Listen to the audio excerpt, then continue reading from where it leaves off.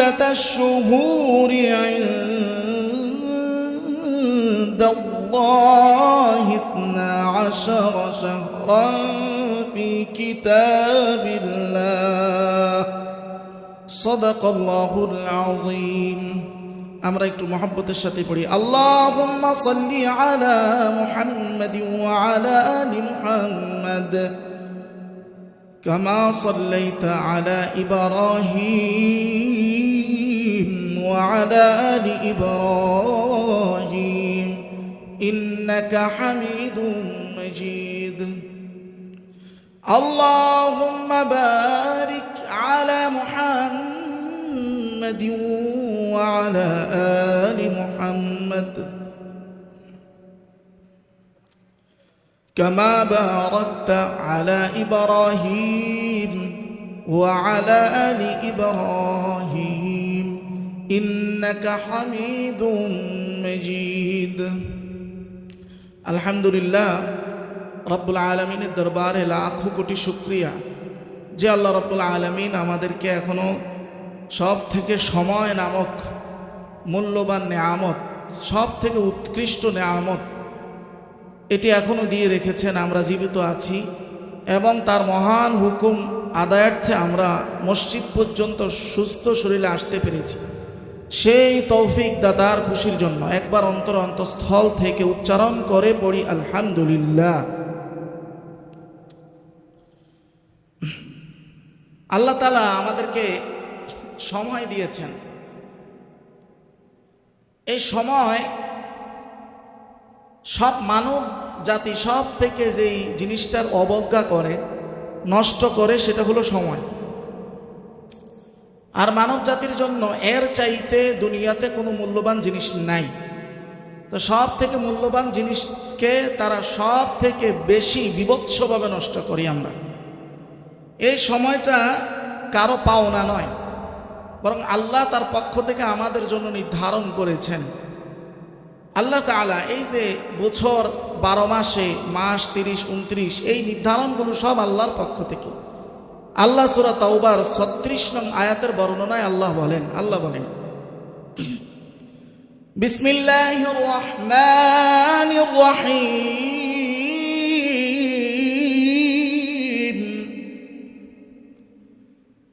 إن عدة الشهور عند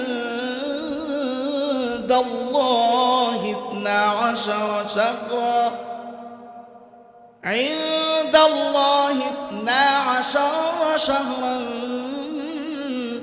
في كتاب الله يوم خلق السماوات والأرض আল্লাহ বলেন যে এই যে বছর 12 মাসে এই সময়কে আমি নির্ধারণ করেছি। কখন? ইয়াউমা খালাকাস সামাওয়াতি ওয়াল আরদ, তখন থেকে নির্ধারণ যখন থেকে আমি আসমান ও জমিনকে সৃষ্টি করেছি, এটা তখন থেকে নির্ধারণ।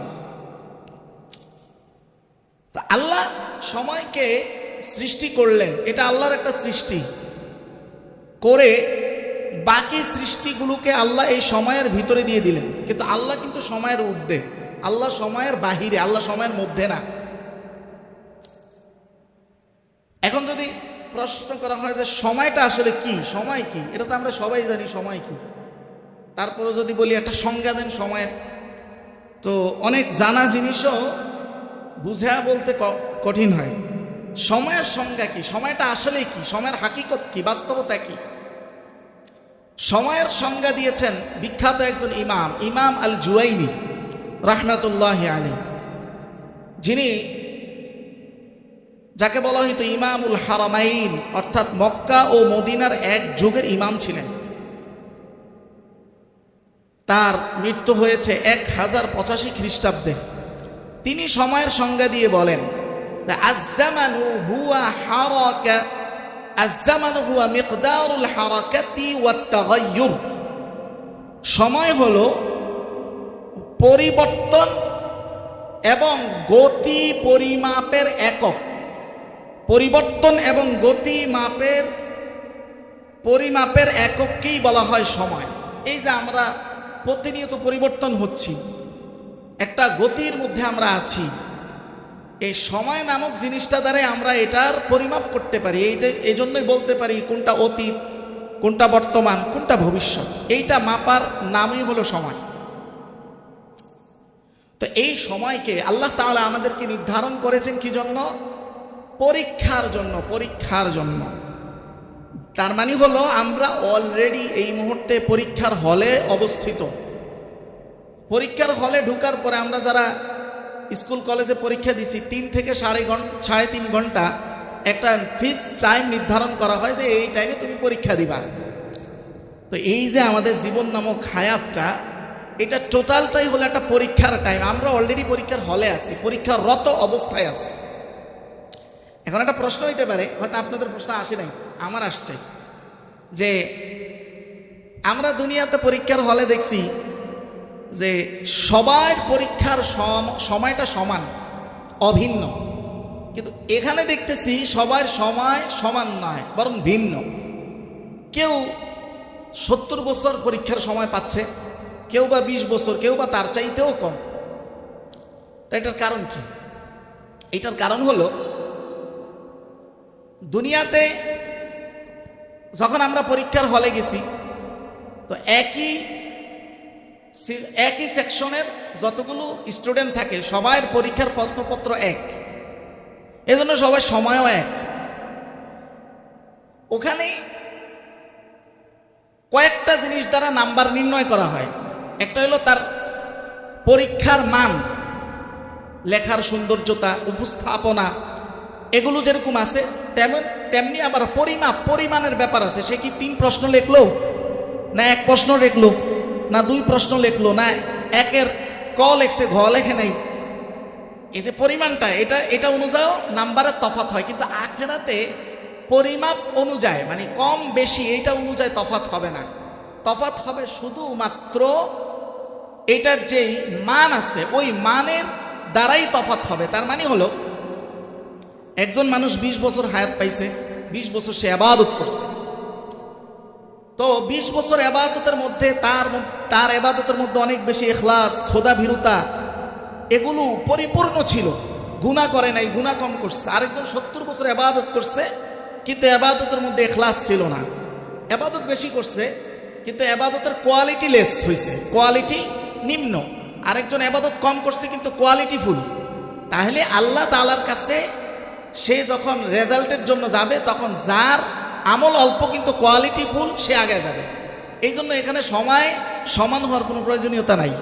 এখানে রেজাল্টটা সম্পূর্ণ নির্ভর করবে তার কোয়ালিটির উপর, তার বেশি কমের উপর না।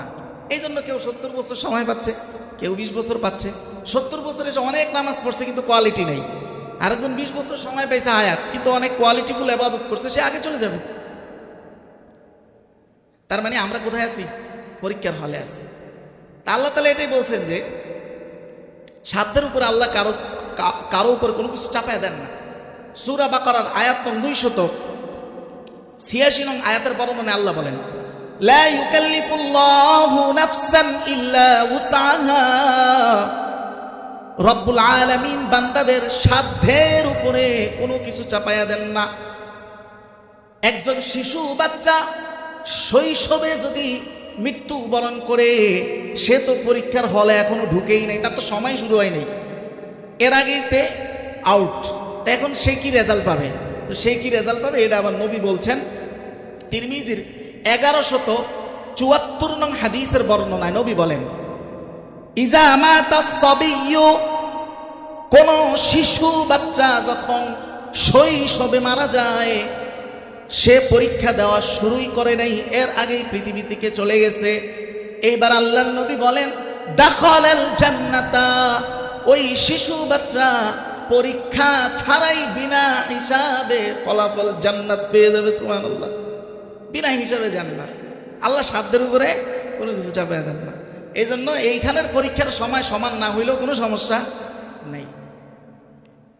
কিন্তু যারা সময় পাইছে, পায়া সেটা সদ্ব্যবহার করতে পারে নাই, হিসাব হবে তাদের, হিসাব হবে আমাদের। যারা সময় পাইছি কিন্তু কতটুকু সদ্ব্যবহার করতে পেরেছি, হিসাব হবে এইটা। তা আল্লাহ এই সময় নির্ধারণ করেছেন আমাদের জন্য, আমাদের পরীক্ষা নেয়ার এটা সময়। যে 70 বছর পাইছে সে এই দুনিয়া নামক পরীক্ষার হলে 70 বছর সময় পেয়েছে পরীক্ষা দেওয়ার জন্য। সময় আল্লাহ বানাইছেন, আমাদেরকে সময়ের মধ্যে দিয়েছেন, কিন্তু আল্লাহ কিন্তু সময়ের ঊর্ধ্বে। আল্লাহ কিন্তু সময়ের মধ্যে না, সময় হচ্ছে আল্লাহর একটা সৃষ্টি। তাহলে বলেন আল্লাহ কি তার সৃষ্টির নিচে থাকে না ঊর্ধ্বে থাকে? ঊর্ধ্বে থাকে, ঊর্ধ্বে থাকে। সময়ের আল্লাহ ঊর্ধ্বে রয়েছেন, আল্লাহ সময়ের মধ্যে নেই। তবে আমরা এটা কল্পনা করতে কষ্ট হয় যে সময়ের ঊর্ধ্বে আবার কিভাবে কি হয়, এটা আমরা সাধারণত কল্পনা করতে পারি না, কিন্তু এটাই সত্য। এটাকে বলা হয় 3 dimension of time Islamic theology. Islamic ধর্মতত্ত্বে সময়ের ডাইমেনশন হচ্ছে 3 স্তরে, সময়ের 3টা স্তর। একটার নাম হলো আল্লাহুত। কি নাম? আল লাহুত। লাহুত হলো সময়ের ঊর্ধ্বের স্তরকে বলা হয় লাহুত, মানে ওইটার মধ্যে শুধু আল্লাহ আছেন আর কেউ নাই, এটা সময়ের ঊর্ধ্বে, সময়ের বাহিরে। এরপরের স্তরকে বলা হয় আলামুল আমর। আলামুল আমর হলো এমন একটা জগৎ, এমন একটা সময়, যে সময় ঠিক এটা একটা সময় কিন্তু এটাকে গণনা করা যায় না, মানে গণনা অযোগ্য সময়। এটার মধ্যে আছে কি? এটার মধ্যে আছে আমাদের তাকদীর, এরপরে লাউহে মাহফুজ, কলম, রূহ, আত্মা, ফেরেশতা, এগুলো আছে এটার মধ্যে। এটার দিকে ইঙ্গিত করে আল্লাহ তাআলা সূরা সিজদার 5 নং আয়াতের বর্ণনায় বলেন, আল্লাহ বলেন ইউদাব্বিরুল আমরা মিনাস সামাই ইলাল আরদ। আল্লাহ তাআলা আসমান থেকে জমিন পর্যন্ত প্রত্যেকটা জিনিস যেই মেকানিজমে পরিচালনা করেন, ওই মেকানিজম, ওই পরিচালনার স্থানটা হলো আলামুল আমর। ওইটা একটা সময়ের মধ্যে, তবে ওই সময়টা গণনাযোগ্য সময় না, মানে ওই সময়কে গণনা করা যায় না। এটা আরেক অদ্ভুত, এটাও আমরা কল্পনা করতে পারি না, সময় আবার গণা যাবে না কেন? কিন্তু আল্লাহ ওটা ওইভাবেই রাখছে, এটার কোনো শুরু নাই, শেষ নাই। আর দ্বিতীয় স্তর যেটার মধ্যে আমরা আছি, এটাকে বলা হয় আলামুল মুলকি ওয়াশ শাহাদা। এটা হলো এই দুনিয়ার সময়, যেটা গণনাযোগ্য সময়, এটার মধ্যে আছি আমরা। জীবন, মৃত্যু, জয় ক্ষয়, অতীত, বর্তমান, ভবিষ্যৎ, এটা হলো আলামুল মুলকি ওয়াশ শাহাদার মধ্যে।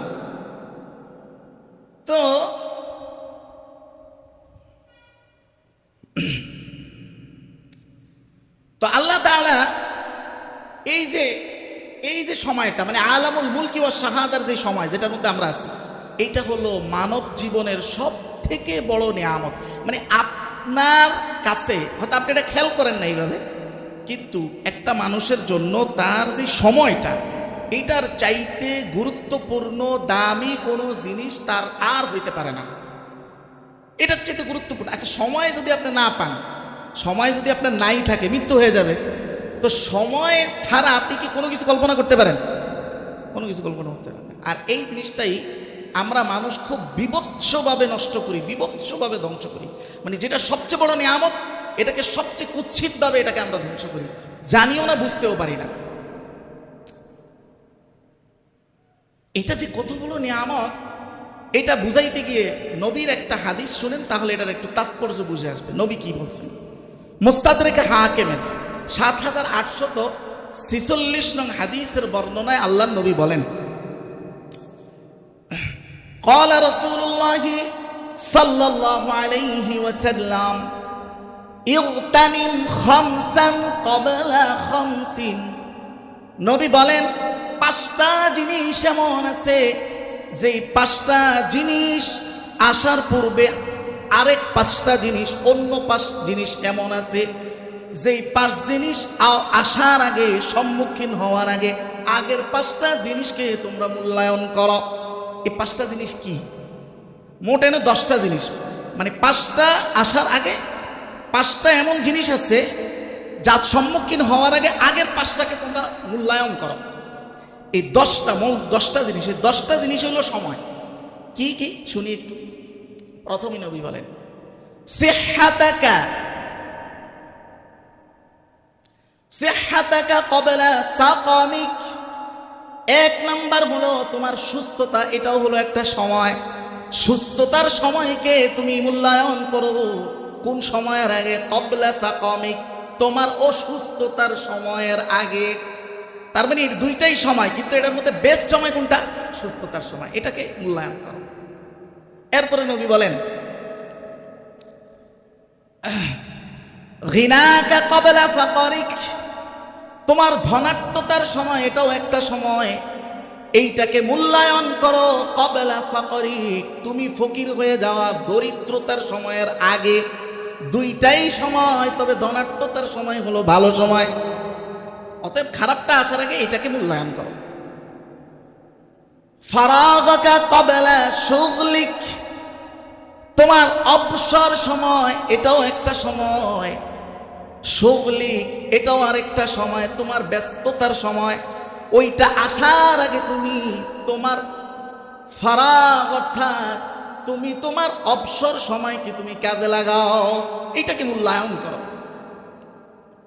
এরপরে নবী এরপরে বললেন সর্বশেষ হায়াতাকা ক্বাবলা মাউতিক, টোটাল জীবনটা, টোটাল পুরা জীবনটা, এই পুরা জীবনটাকেই তুমি মূল্যায়ন করো মৃত্যুর আগে।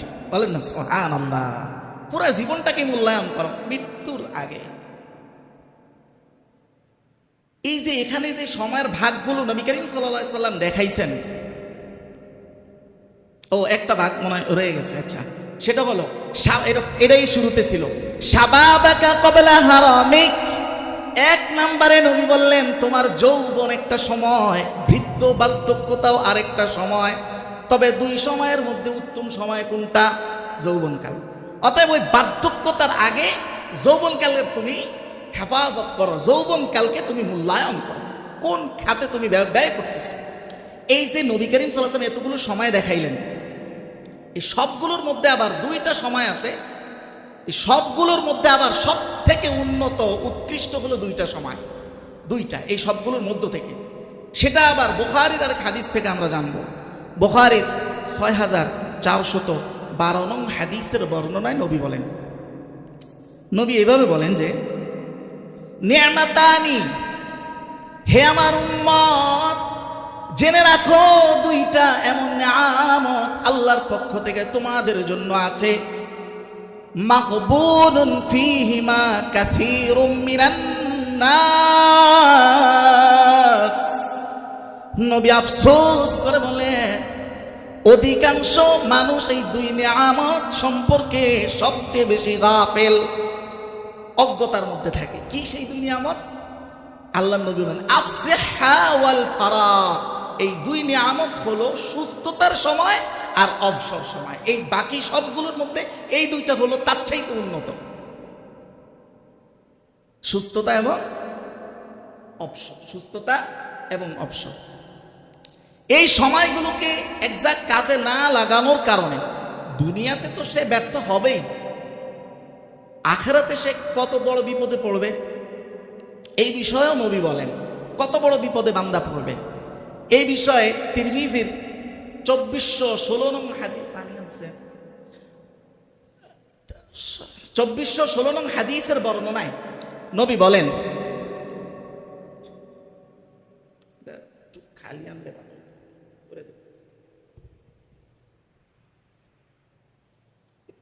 খালি রাখলে সুবিধা। 24 কত বললাম? তিরমিজির 2416 নং হাদিসের বর্ণনা। নবী বলেন হে উম্মত জানিয়ে রাখো লা তাজুলু কদামা ইবনি আদম, মনে রাখো ইবনে আদম দুই পাও ইয়াউমাল কিয়ামতি, কিয়ামতের দিন নাড়াইতে পারবে না। মানে যেই জায়গায় দাঁড়াবে হাসরের ময়দানে নড়তে পারবে না, এদিকেও যাইতে পারবে না এদিকেও যাইতে পারবে না। কতক্ষণ? হাত্তা ইউসআল, যতক্ষণ না তাকে প্রশ্ন করা হবে আর সে জবাব না দিতে পারবে। কোন বিষয়ে প্রশ্ন? আমার নবী বলেন হাত্তা ইউসআল আন শাবাবিহি ফিমা আবলাহু, যতক্ষণ না বান্দা যতক্ষণ না উম্মত তার যৌবনকাল সম্পর্কে প্রশ্নবিদ্ধ হবে আর তার উত্তর না দিবে, বনি আদম এক পাও নাড়াইতে পারবে না, এক পাও নাড়াইতে পারবে না। এবার যৌবনকালের কথা কেন বললেন রাসূল বুঝছেন? কারণ হলো এই যে একটু আগে দুইটা সময়ের কথা বললাম, সুস্থতা এবং অবসরতা, এই দুইটা একসাথে মানুষের আসে যৌবনকালে, বৃদ্ধকালে আসে না। বৃদ্ধকালে একটা মানুষ অবসর কিন্তু অসুস্থ। সুস্থতা এবং কি অবসরতা, এটা যৌবনকালে একসাথে হয়, এটা বৃদ্ধকালে হয় না। অবসর একটা হলে আরেকটা হয় না। অবসর কিন্তু অসুস্থ, কিন্তু যৌবনকালে আপনি দেখেন, যৌবনকালে যে আমাদের যারা যুবকরা আছে যতই পড়াশোনা করুক, যতক্ষণ পর্যন্ত 30-35 বছরে 2-4টা পোলাপাইন না হয়ে সংসার যতক্ষণ বৃদ্ধি না পায়, ততক্ষণ আসলে ওই ব্যস্ততা তার আসে না। আসে? বলেন আসলে কি আসে? এই যে 20-22 বছরের ছেলেগুলো, এরা কি আসলে ব্যস্ত? যতই পড়াশোনা করুক এরা কিন্তু ওই ব্যস্ত না, যতই পড়াশোনা করুক।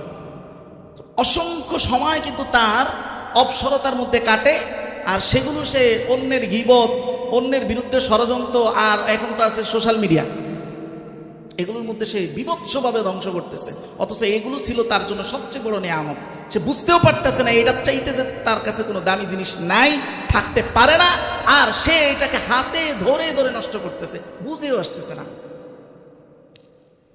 আর এইটার হিসাব না দিয়ে যে সে কিয়ামতের ময়দানে এক পাও নাড়াইতে পারবে না, ওই বিষয়েও তার জ্ঞান অর্জন নাই। এখন একটা প্রশ্ন আসতে পারে, আসলে তো এই জিনিস তো আপনাদের এই প্রবণতা শুধু আপনাদের মধ্যে আছে, আমার মধ্যে নাই। সময় নষ্ট করার প্রবণতা আছে তো, কিন্তু আমরা কতটুকু প্রত্যেকে ব্যক্তিগতভাবে এটাকে কন্ট্রোল করার চেষ্টাটা কতটুকু করি না। আমার মধ্যে আছে, কিন্তু আমি চেষ্টা করি, কন্ট্রোল করার চেষ্টা করি। প্রায় আমি এরকম হিম্মত নেই যে আর সোশ্যাল মিডিয়া কোনো ভিডিওই দেখবো না। জাস্টলি হ্যাঁ, কিছু তো সংবাদ জানা লাগে, এগুলোর জন্য নির্দিষ্ট কিছু চ্যানেল আছে, ওখানে ওই চ্যানেলে ঢুকেই যে নতুন কোনো আপডেট আসছে কিনা এটা দেখা যায়। কিন্তু এইভাবে স্ক্রলিং করা উদ্ভ্রান্তের মতো, এইটা একটা ভয়ঙ্কর রোগ, ভয়ঙ্কর। আমরা মনে করি এটা একটা ভুল শব্দ যে আমরা সোশ্যাল মিডিয়া ইউজ করি, ভুল শব্দ। বরং সোশ্যাল মিডিয়া আমাদেরকে ইউজ করে, এটা হলো সঠিক শব্দ। সোশ্যাল মিডিয়া আমাদেরকে কি আজব একটা, আপনি একটা ছেলেরে ছাইরা দিলে সেই কি এইভাবে উদ্ভ্রান্তের মতো ঘুরবে? ভার্চুয়ালি কিন্তু সে এই কাজটাই করতেছে, ফিজিক্যালি সে কিন্তু এইভাবে উদ্ভ্রান্তের মতো ঘুরবে না, পাগলের মতো এনে একটু দেখি, অনেক একটু দেখি, মানুষ তার কি বলবে? এই কাজটাই সে ভার্চুয়ালি আপনি করতেছি, বুঝতেছি না যে এটা করতেছি। আল্লাহ আমাদেরকে এই বিষয়গুলো বুঝার তৌফিক দান করুন, বলেন আমিন। এবার একটু শুনেন যে এই প্রবণতা আমাদের মধ্যে আসে কোত্থেকে, কেন আমাদের বারবার কন্ট্রোল করতে পারি না? কেউ তো কন্ট্রোল করতেই চায় না, করতে হবে যে এই অনুভূতি তার মধ্যে নেয়। যারা চায় তারাও এই যে কষ্টটা হয়, আমরা কন্ট্রোল করতে পারতেছি না, এটা কেন?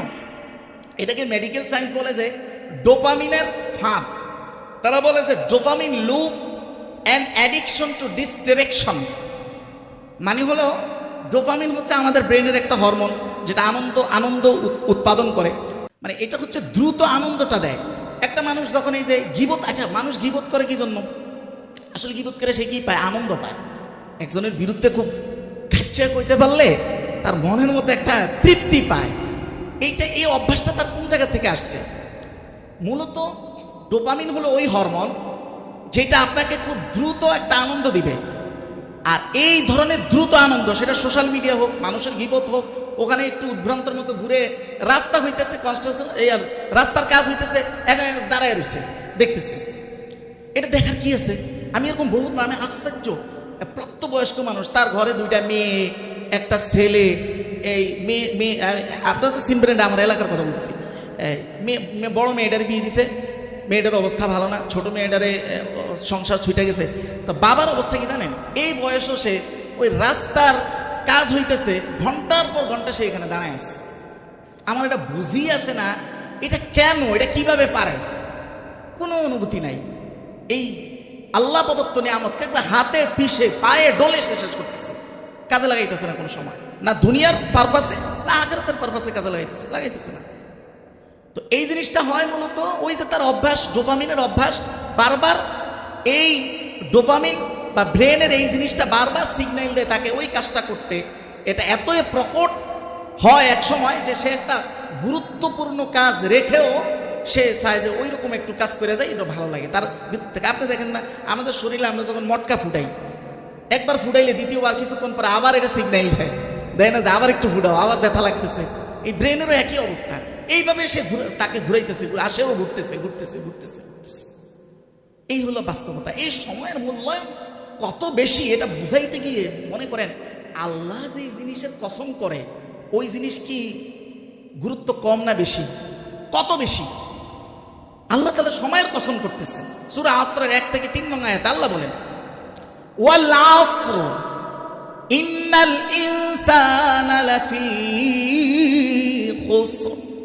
আল্লাহ বলেন সময়ের কসম, সময়ের কসম করে আল্লাহ কি বললেন খেয়াল করেন।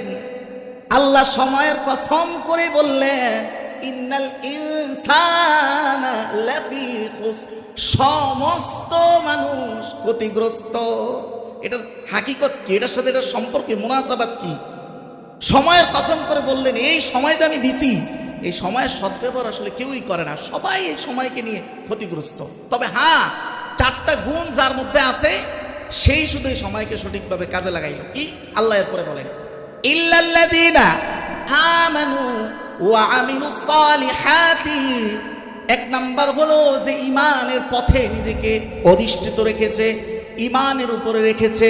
2 নাম্বার ওয়া আমিলুস সালিহাত, আমলে সালেহের উপর রেখেছে। 3 নাম্বার গুণ ওয়া তাওয়াসাউ বিল হক, একে অপরকে সৎ উপদেশ, হক উপদেশ দেওয়ার অভ্যাস তার মধ্যে আছে। 4 নাম্বার আল্লাহ বলেন ওয়া তাওয়াসাউ বিস সাবর, 4 নাম্বার হলো একে অপরকে ধৈর্যের উপদেশ দেওয়ার অভ্যাস আছে। এই 4টা অভ্যাস তার মধ্যে আছে। এই শুধু সময়কে কাজে লাগায় আর বাকিরা নষ্ট করে, সবাই নষ্ট করতেছে। এই 4টা গুণ আল্লাহ এই 4 গুণ আমাদের মধ্যে দান করুন। সবাই পড়ি আমিন। এখন এই আয়াতের একটা তাফসীর শুনেন। আসরুন শব্দের 2 অর্থ।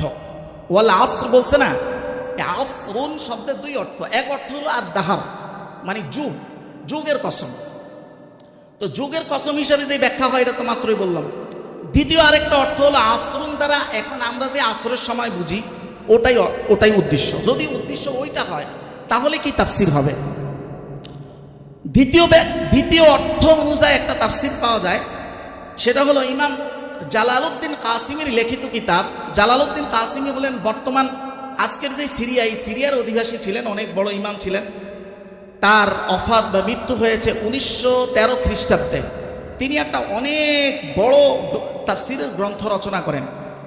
তার 17 নম্বর খণ্ড 6248 নং পৃষ্ঠার বর্ণনায় তিনি বলেন যে এই আসরুনের কসম কেন করলেন আল্লাহ তাআলা। দ্বিতীয় অর্থ অনুযায়ী ব্যাখ্যা আর কি। তিনি বলেন কানা মিন আদাতিল আরব, আরববাসীদের অভ্যাস ছিল, কানা মিন আদাতিল আরব ইয়াজতামিউনা ওয়াক্তাল আসরি। আরববাসীরা তখন তো আধুনিক সময় ছিল না, রাত্রে লাইটের ব্যবস্থা ছিল না। এখনকার আড্ডা তো গভীর রাত্রে জমে, আরবদের আড্ডা জমতো আসরের পরে। তারা আসরের সময় একত্রিত হইতো, হয়ে তারা কি বলতো ওয়ায়াতাযাকারুন ওয়ায়াতাহাদাসুনা ফি শুনিহিম, তাদের নিজেদের মাঝের বিভিন্ন কথাবার্তা তারা বলতো। ওয়াকানা ফি হাদিসিহিম, আর তাদের কথাগুলো ছিল মা লা ইয়ালিকু, অধিকাংশ কথায় অনুপযুক্ত। ওয়া মাযা ইউযি বিহি বাযুহুম বাযান, আরেকটা ছিল একে অপরকে কষ্ট দেওয়ার মতো কথা, তার মানে হলো গীবত। মানে তারা বলছে অমুকের ওটা হয়েছে, অমুকের মাইয়া গেছে গিয়া, অমুকের যত ধরনের বদনাম সমালোচনা এগুলো তারা করতো কোন সময়? আসরের সময়। এই কাজটা করে তারা তাদের সময়কে যে কিভাবে নষ্ট করতেছে ওইটার ভয়াবহতা বুঝাইতে গিয়ে আল্লাহ এই আসর শব্দের কসম করছে। এখন আপনি বলবেন যে আমরা তো হয়তো আসরের সময় গল্প বই না, আমরা এশার পরে বই। এশার এটা আমি জানছি, ওই যে আমি চাঁদরাতে থাকছি, তখন দেখছি আর কি, মনে হয়েছে আর কি আমার কাছে এটা। আচ্ছা, এশার পরে নিয়ে কি একটা, তাহলে এটা নিয়ে একটা স্পেসিফিক হাদিস শুনাই। বুখারী 568 নং হাদিসের বর্ণনায় নবী বলেন, নবীর সাহাবী তা নবীর অভ্যাস বলেন, কানা রাসূলুল্লাহি সাল্লাল্লাহু আলাইহি ওয়াসাল্লাম ইয়াস্তাহিব্বু আন ইউআখিরাল ইশা। নবীর অভ্যাস ছিল, নবী মহব্বত করতেন, ভালোবাসতেন যে এশার নামাজটা একটু দেরিতে পড়তে, পাশাপাশি অপছন্দ করতেন দুইটা জিনিস, সেটা হলো ওয়াকানা ইয়াকরাহুন নাওমা ক্বাবলাহা ওয়াল হাদিসা বাদাহা। নবী এশার আগে ঘুমানোকে অপছন্দ করতেন, আর এশার পরে গল্পের আসর বসানোকে অপছন্দ করতেন। আচ্ছা, নবী যেটাকে অপছন্দ করতেন সেটা কি মানুষের জন্য কল্যাণ না অকল্যাণ? সবাই বলতে হবে কল্যাণ না অকল্যাণ? অকল্যাণ। নবী অপছন্দ করতেন। এখন একটা প্রশ্ন আসতে পারে যে এশার পরে তো আমরা দেখি ধুমায়া মাহফিল হয় বা দিনই আলোচনা হয়, বা এগুলোর ক্ষেত্রে ছাড় আছে। এটা তো বিশেষ মুহূর্ত, মানুষের একদিন মাহফিল হয়েছে, সেই হয়েছে আর কি, এটা তো একদিনের ব্যাপার, ওগুলোর জন্য ছাড় আছে। ওই ছাড় আছে যে এটা আবার আমার নিজের বক্তব্য না, এটাও নবীর বক্তব্য। মুসনাদে আহমদের হাদিস, হাদিস নাম্বার 22,503 নং হাদিসের বর্ণনায় নবী বলেন, সাহাবী বলেন নবীর অভ্যাস আর কি, কানা রাসূলুল্লাহ সাল্লাল্লাহু আলাইহি ওয়াসাল্লাম ইযা সাল্লাল ইশা, নবী যখন এশার নামাজ পড়তেন, এশার পরে যখন ঘরে যাইতেন, তখন নবী আদেশ করতেন ইয়ামুর বিইতফাইল মাসাবিহ, ঘরের মধ্যে ঘুমের পরিবেশ করো, ফেলো, যত লাইট আছে নিভিয়ে দাও। পাশাপাশি এবার এটাও বলছেন ওয়াকালা লা তাত্তাখিযু বুয়ুতাকুম মাকাবির, তবে ঘুমাও কিন্তু ঘরটাকে কবরস্থান বানায়ও না। ঘর কবরস্থান না বানানোর উদ্দেশ্য কি? উদ্দেশ্য হলো ঘুমাইছে তো ঘুমাইছে সকাল পর্যন্ত, আর কেউ উঠেও না, ইবাদত করে না, না বরং রাত্রের একাংশ আবার উঠো, আবার ইবাদত করো, পুরোপুরি কবরস্থান বানায়ও না। এরপরে নবী বলেন ইয়াকা ওয়াল জুলুস, তবে উম্মত মনে রাখো এশার নামাজের পরে গল্পের আসরে বসা থেকে নিজেকে বিরত রাখো, ইল্লা লিহাজাতিন, তবে বিশেষ কোনো ইমার্জেন্সি প্রয়োজন সেটা ভিন্ন।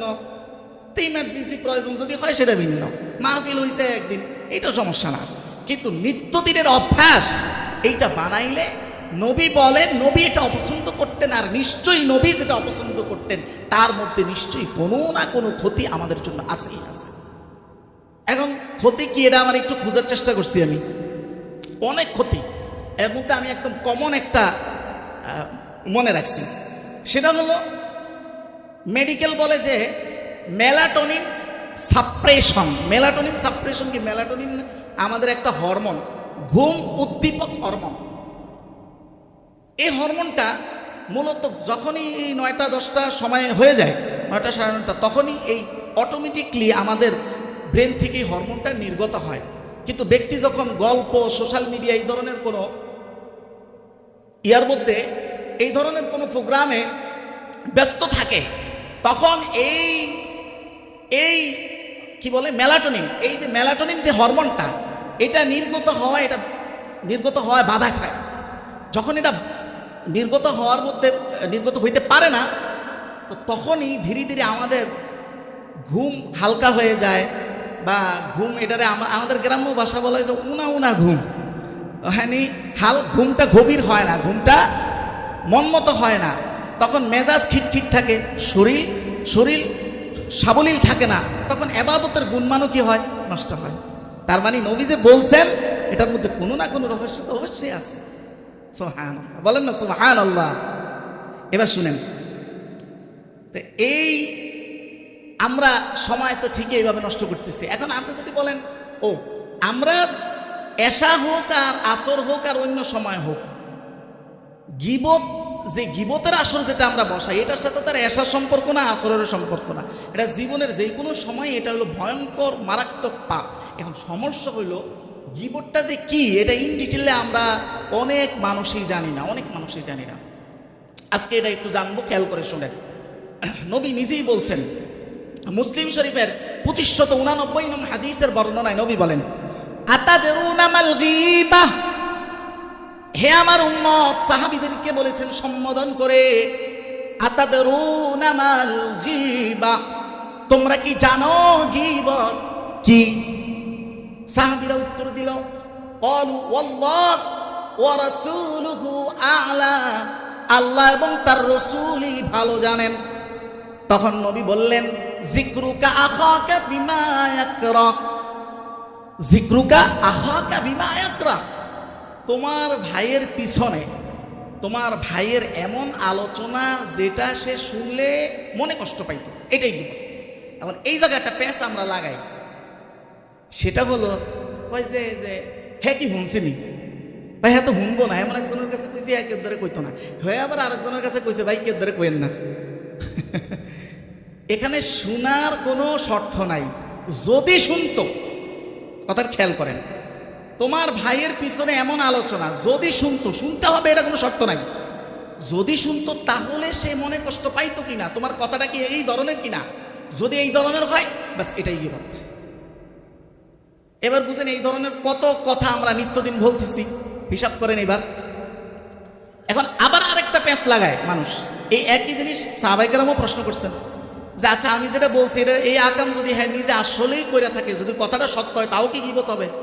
এটা সাহাবায়ে কেরাম জিজ্ঞাসা করছেন নবীকে, বলেন আবার আইতা, হে নবী আপনি কি মনে করেন, ইন কানা ফীহি মাকুল, আমি যা তার ব্যাপারে বললাম এইটা যদি আসলেই তার মধ্যে সত্য হয়, বদনামটা যদি সত্য হয়, নবী বলেন ইন কানা ফি আখিকা মা তাকুল, যদি তোমার ভাইয়ের মধ্যে সেটাই পাওয়া যায় যা তুমি তার পিছনে বলেছো, ফাকাত ইগতাবতাহু, এটাই তো হলো গীবত। ওয়া ইল্লাম ইয়াকুন ফীহি, যদি তার মধ্যে তুমি যেটা বলেছো এটা না পাওয়া যায়, ফাকাত বাহাত্তাহু, এটা তো গীবত আছেই, বরং আরো হলো তুমি তার ব্যাপারে একটা অপবাদের গুনাহ পাইলা। আরে গীবত তো ওটাই যেটা আসলেই তার মধ্যে সেই আকাম আসলেই করছে, ওইটা আপনি গীবত বলছেন, ওটাই তো গীবত। আর যদি না থাকে পুরো মিথ্যা হয় তো গীবত তো হবেই, বরং অপবাদের আরো এক্সট্রা গুনাহ হবে। ওটা তো অপবাদ, ওটা তো গীবত, গীবত তো আছেই, বাকি এক্সট্রা কি অপবাদের গুনাহ। তা আমরা এটাও আবার বুঝি না, আমরা মনে করি যে হ্যাঁ তা আসলে এটা করছে, আমরা মনে করি হ্যাঁ না করলে হ্যাঁ নামে মিথ্যা বললে মনে হয় গীবত, না সত্য বললে গীবত হয়। তবে হ্যাঁ তিন অবস্থায় গীবতের ছাড় আছে, কিন্তু ওইটা আপনাদের জানি না, কোনো লাভ নেই, মুহূর্তেই গীবত থামেই না। ওইটা বললে তো আরো এটাও অন্য এক সময় বলবো, এটা আজকে আমার বলতে মন চাইতেছে না। মানে মোটে মানুষ এগুলোকে আরো কিছু মাসালা আছে এমন সিক্রেট, এগুলো মানুষকে বললে এরা এগুলোর আরো উল্টা অপব্যাখ্যা করে সুযোগ বানায় নেবে, এগুলো উপকারের চেয়ে অপকার বেশি হবে। এগুলো যদি কারো এক্সট্রা প্রয়োজন হয় তখন গিয়ে এটা বললে ঠিক আছে।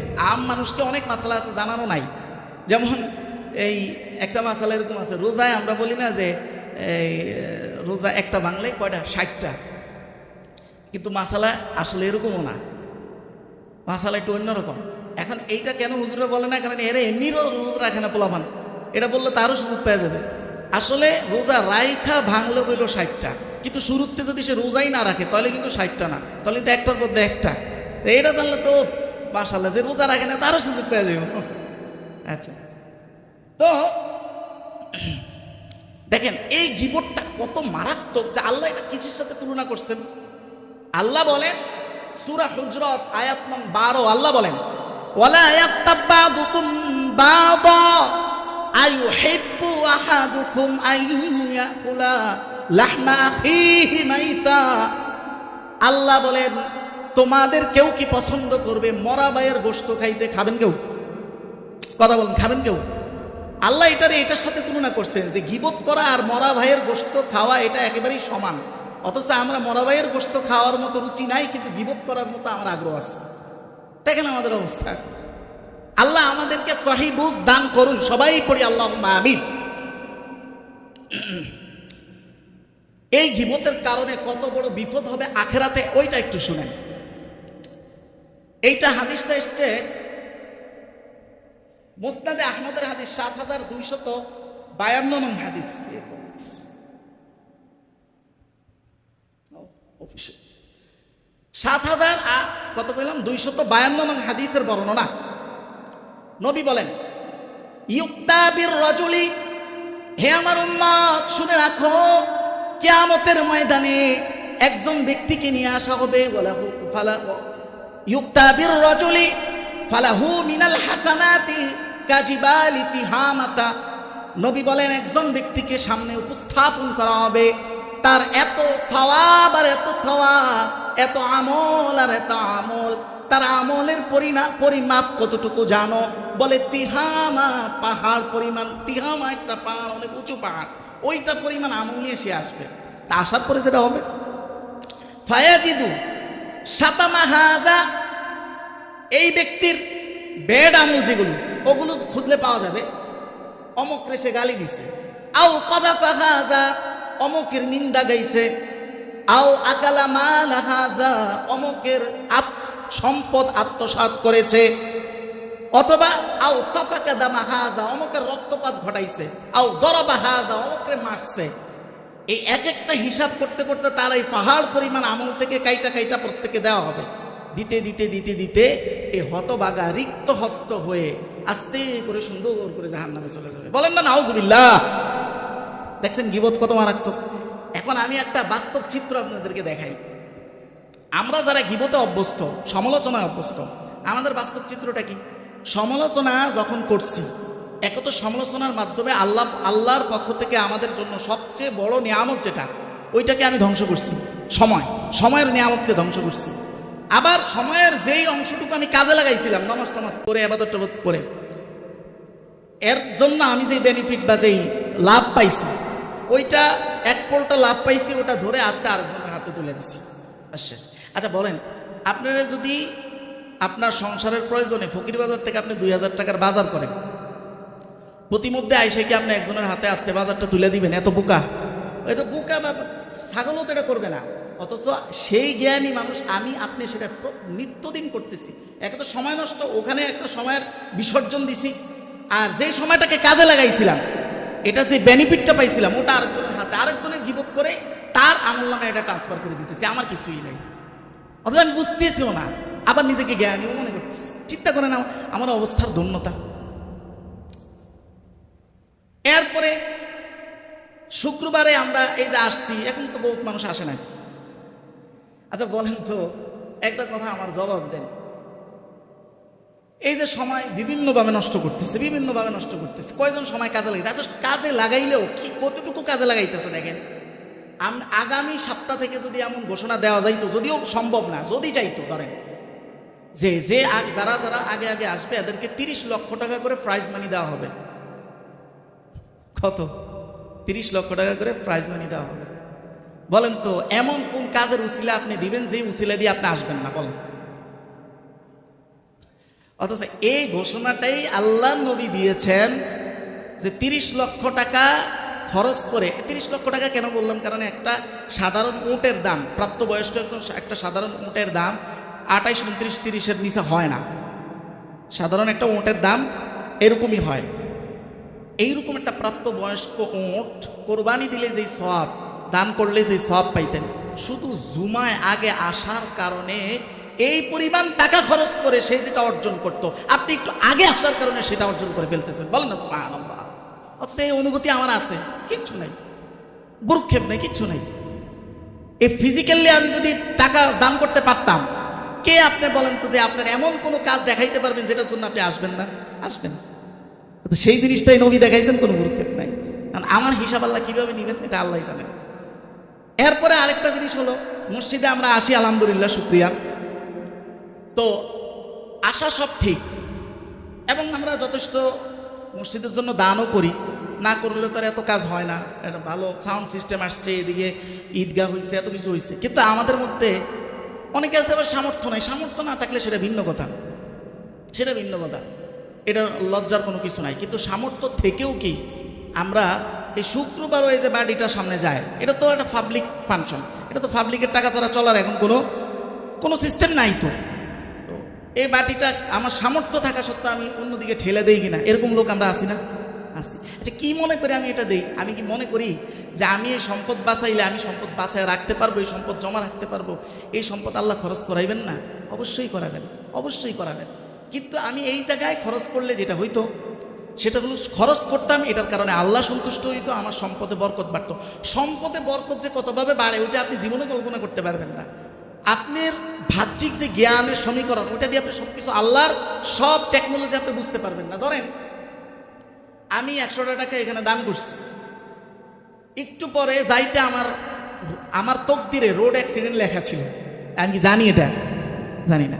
ওই 100 টাকার বদলে এটা কিন্তু এইভাবে হয় বাস্তবে। এটা আমি গত ঈদে এরকম আলোচনা করছিলাম কোরআনের আয়াত দিয়ে।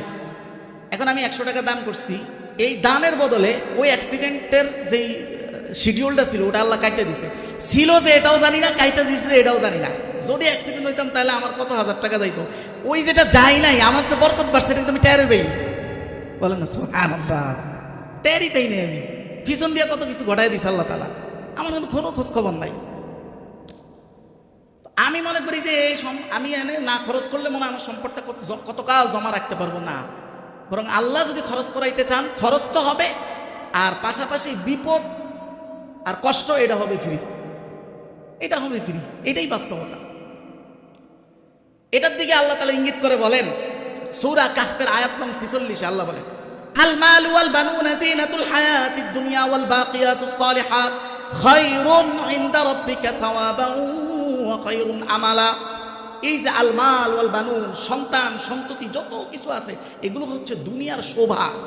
এগুলো কখনোই তোমার স্থায়ী সমাধানে কার্যকর হবে না, বরং এগুলোকে ব্যবহার করে তুমি আখিরাতের অ্যাকাউন্টে যেটা জমা করবা ওটাই তোমার স্থায়ী কার্য, ওটাই তোমার, ওটার প্রতি তুমি স্থায়ীভাবে আশা রাখতে পারো, এইটার প্রতি তুমি অস্থায়ীভাবে আশা রাখতে পারো। মসজিদে বাড়াইলে একটা অ্যাক্সিডেন্ট বইটা তোমার সব শেষ হইতে পারে না?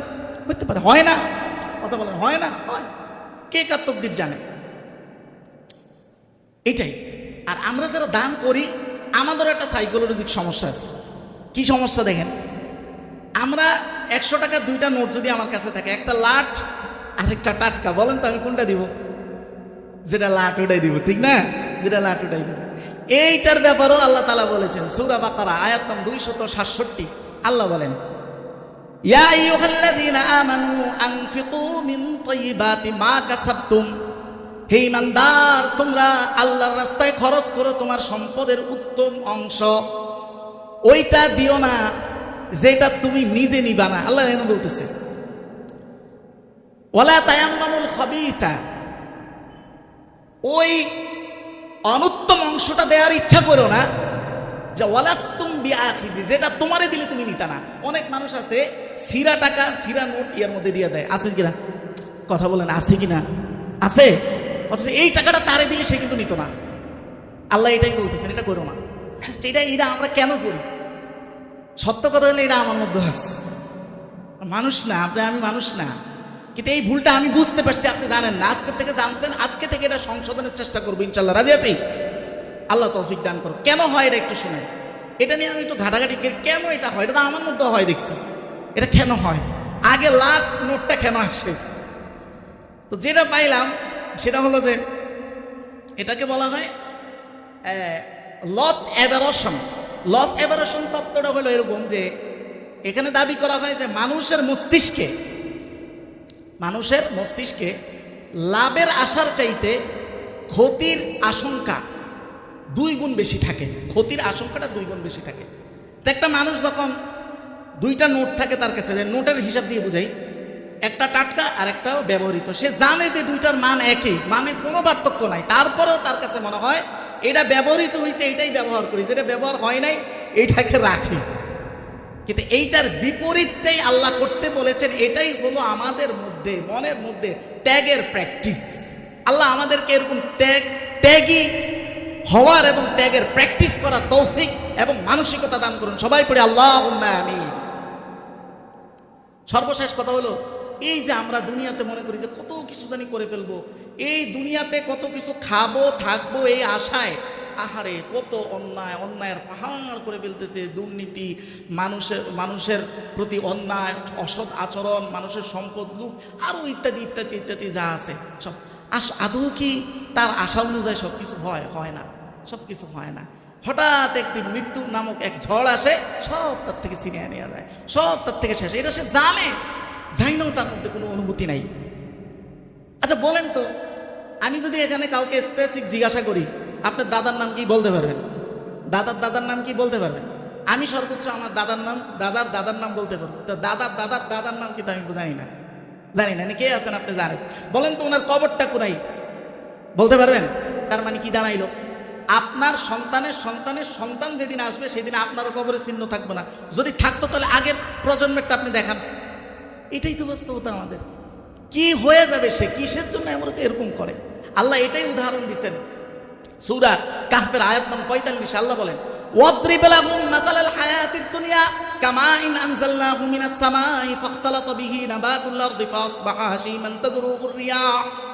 আল্লাহ বলেন তাদেরকে দুনিয়ার উদাহরণ দাও এমন ভাবে যেমন একটা ক্ষেত আমরা তৈরি করছি, যেমন ওই যে শস্য ক্ষেত, কি সুন্দর ঘ্রাণ আসতেছে শস্য থেকে, কিন্তু এটা কতদিন থাকবে? এটা যদি আপনি কাইটা নাও নেন, অচিরেই একটা সময় আসবে এটা শুকায়া খড়কুটা হয়ে যাবে। আল্লাহ এটাই বলতেছেন, খড়কুটা হয়ে যাবে, বাতাস এলে সেটা উড়ে যাবে, মানে নিশ্চিহ্ন হয়ে যাবে। আমাদের জীবনটা ঠিক এমনই। কিন্তু এই সময় আর এই জীবনকে থাকতে কাজে লাগাও। একবার এটা লিমিট শেষ হয়ে গেলে লিমিট কিন্তু আর বাড়ানো হবে না, আর বাড়ানো হবে না। এই কথার দিকে ইঙ্গিত করে আবার আল্লাহ তাআলা বলেছেন সূরা মুমিনুনের 99 থেকে 100 নং আয়াত। এটাই শেষ করে আমি শেষ করে দিচ্ছি। আল্লাহ তাআলা এখানে বলতেছেন যে হাত্তা ইযা জাআ আহাদাহুমুল মাউত ক্বালা রাব্বিরজিউন।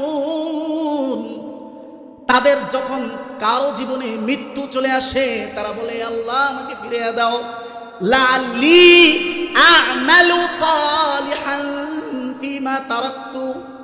জীবনে যত আকাম করছি, যেই কাজগুলো করার দরকার ছিল করি নাই, এখন করব। আল্লাহ বলে, আল্লাহ আর সময় নেই, শেষ। ওই সময় আসার আগে আল্লাহ আমাদেরকে হুঁশে আসার তৌফিক দান করুন। সবাই পড়ি আল্লাহুম্মা আমিন। ওয়া আখির দাওয়ানা আনিল হামদ।